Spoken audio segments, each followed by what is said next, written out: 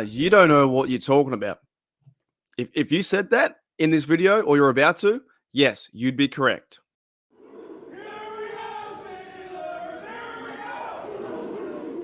G'day guys, welcome back to Steelers Nation Australia. I'll be honest, man, I'm not a draft guy. You know that. I have no idea who these prospects are. However, I turn on the NFL Network and I see today that there are the DBs, the cornerbacks, all working out, doing their 40 time, and I start to get keen.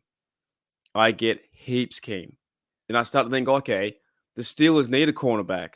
Levi Wallace, probably done. Patrick Peterson, looks like he might go to safety if that's a possibility. Do the Steelers go and bring him back, or do they cut both Wallace and Peterson?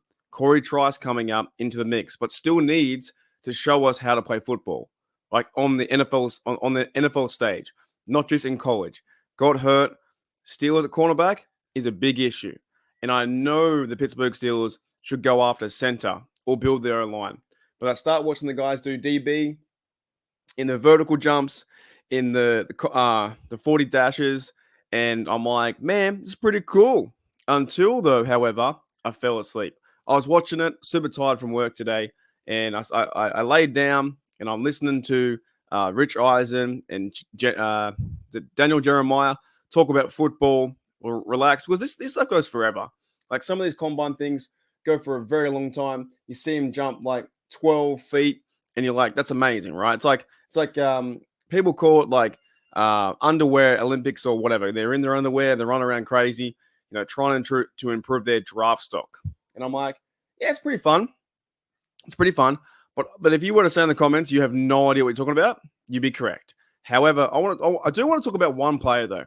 This guy kind of caught my eye. And I want to bring up Daniel Jeremiah because his latest mock draft is Quinyon Mitchell is going towards the Jacksonville Jaguars, number 17. Says here, Mitchell had a ton of production in 2022, 5 INTs, 20 pass breakups, but wasn't challenged until 2023. He's incredibly gifted and will put on a show when it comes to athletic and testing. So I started to watch the combine and the DBs run around. This bloke ran a 4.33, super fast, good hands. And I was like, he's becoming my favorite. And that's kind of the problem too, because you do latch on to your favorites or your players. Like that'd be cool to see him in the Steelers uniform. Mitchell, JPJ on one side, TJ Watt, Highsmith, causing havoc and giving the quarterback no time to throw. Next minute, it's Mitchell pick six to the house, right? So I was also thinking too, Daniel Jeremiah wants him at 17. Could he fall to 20? Will the Pittsburgh Steelers go and get him at 20? They do have needs at center, like I said before. So it could be a possibility. Now, what are Quinyon Mitchell's strengths? Here we go. So I found this via, and I'll leave this to in the description below, bigcatcountry.com. Okay, it's an espn site. So I found this information by them. And they reckon that his strengths are prototype man coverage, corner, ideal combination of length and speed, best ball skills of any corner in the draft, physical style, which is like Steelers style, plays through the hands of wide receivers, fantastic. Smooth mover playing in phase, love that. Good tackler, a willing tackler that flies down support. Is that not Steeler? Supporting player, good tackler, plays through the receiver. You see what I mean? Now, terrific closing speed when jumping routes, love that. Disciplined eyes, born and raised in Williston, Florida, 2 hours southwest of Jacksonville. So maybe that's why he's connected to the Jaguars at 17. So I don't know if the Steelers are going to pick him at 20, but when I start watching these things on the level of the scouting combine, the DBs and quarterbacks are tomorrow too. While I go to work, you guys are going to watch the quarterback, see how far they can throw, go through all the reps. It's kind of fun. It's a bit like in this period now, there is speculation, rumor, and draft stuff, but it's kind of fun. So those are his strengths too. And like I said, also Mitchell, his career stats are INTs 6, pass deflections 45, and pick sixes 2.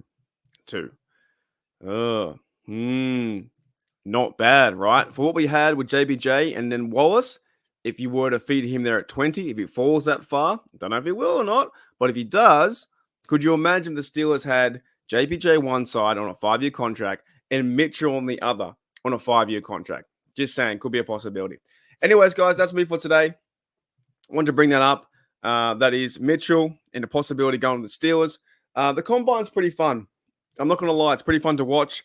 The guys are running around crazy, trying to do the best they can. These fellas coming out of college, trying to get they're going, we call it here in Australia, hammer and tongs, going real hard, fast pace, and they want to be the best of their ability, right? But like I said, I'm not a draft guy. If I were to be, give myself a mark out of 100, I am right now, as we learn, or as I learn through the process, I'm 1 out of 100. I dead set know one player that I like. That's all I really know. I know other dudes like Bo Nix, the quarterback. I know his name. I don't know who he is as a player. Jaden Daniels, I've been looking into him, and people have been telling me about Jaden Daniels. I'm like, oh, cool. That's all cool. But I have no idea about the draft. So far, my fan favorite is Quinyon Mitchell to be Steelers cornerback on the opposite side of JPJ. All right, guys, you have a great day. It's my Sunday, your Saturday. Enjoy the rest of the weekend, and I'll see you later.